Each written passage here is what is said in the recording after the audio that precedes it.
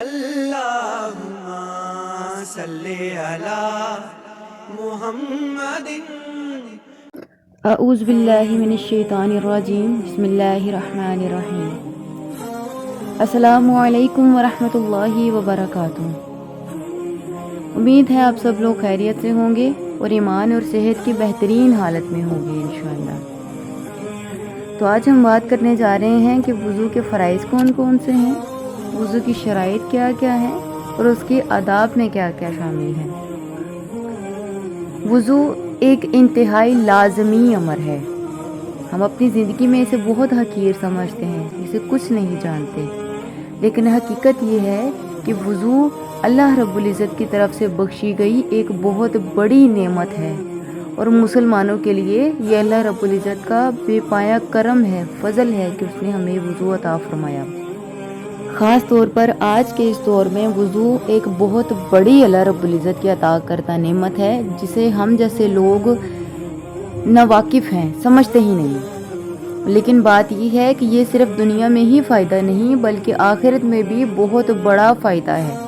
دنیا میں اس کا فائدہ یہ ہے کہ ہم دنیا میں بہت سی بیماریوں سے محفوظ رہتے ہیں صرف اور صرف وضو کی برکت سے، اور آخرت میں اس کا فائدہ یہ ہوگا کہ اگر ہم باقاعدگی سے دن میں 5 مرتبہ وضو کریں گے تو ہمارے دن میں روزمرہ کے جو کیے گئے گناہ ہیں، وہ گناہ جو ہم جان بوجھ کر کرتے ہیں اور وہ گناہ جو ہم سے ہو جاتے ہیں اور ہمیں ان کے بارے میں علم بھی نہیں ہوتا، وضو کرنے کے بدولت اور اس کے بعد اللہ رب العزت کی ذات کے آگے جھکنے کی بدولت اللہ رب العزت ہمارے سارے گناہ معاف فرما دیتے ہیں، بشرط یہ کہ نیت صاف ہو.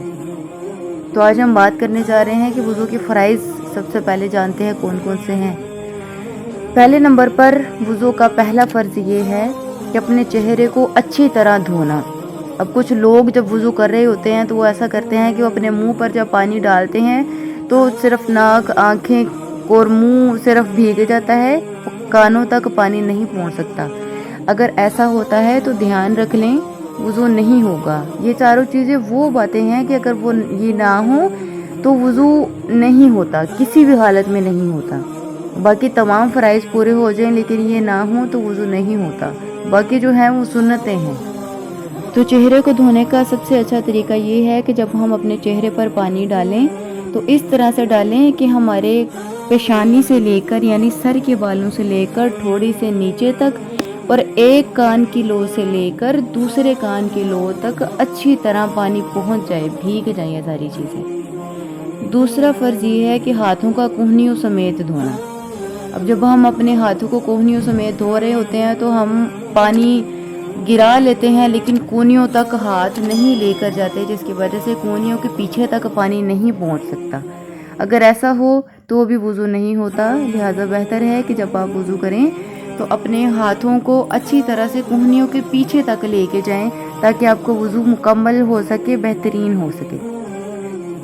تیسرا فرض یہ ہے کہ چوتھائی سر کا مسح کرنا. اب مسح کرنے کا بھی طریقہ کچھ مخصوص ہے جو کہ بہت سے لوگ نہیں جانتے. اس کا طریقہ یہ ہے کہ جب آپ مسح کرنے لگیں تو اپنی شہادت کی انگلی یعنی انڈیکس فنگر کو آپ اپنے کانوں کے اندر لے کے جائیں، دونوں انگلیاں دونوں کانوں کے اندر لے کے جائیں اپنے کانوں کے سوراخ کے اندر، اور اس کو اچھی طرح سے صاف کریں.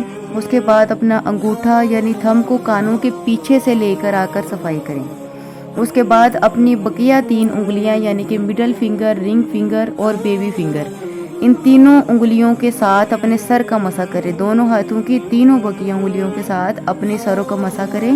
اس کے بعد اپنے ہاتھ کی بیک سائڈ یعنی کہ ہمارے ہاتھ کی الٹی سطح جو ہوتی ہے اس کو اپنے گردن کے پیچھے سے لا کر گلے تک نہیں لانا. اگر گلے تک لائیں گے تو ہمارا وضو مکروہ ہو جائے گا. گردن جب ختم ہو جائے، آپ کا گلا جہاں سے شروع ہو جائے وہاں سے ہاتھ ختم کر لیں. اس طرح مسح بھی مکمل ہو جائے گا. اور آخر میں پاؤں کا ٹخنوں سمیت دھونا، یعنی کہ پاؤں پر صرف پانی نہیں ڈالنا بلکہ انہیں دھونا ہے، ٹخنے بھی اور انگلیوں کے اندر سے بھی.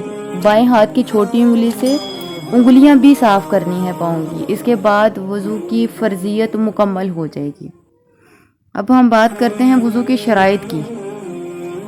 تو وہ یہ ہیں کہ جو وضو کرے وہ بالغ ہو، کہ اسے وضو کی سمجھ ہو، وضو کرنے والا شخص مسلمان ہو، پانی کی اتنی مقدار ہو جو وضو کرنے کے لیے کافی ہو، اور سب سے ضروری کہ وضو کرنے والا حدث سے پاک ہو اور حیض و نفاس سے پاک ہو۔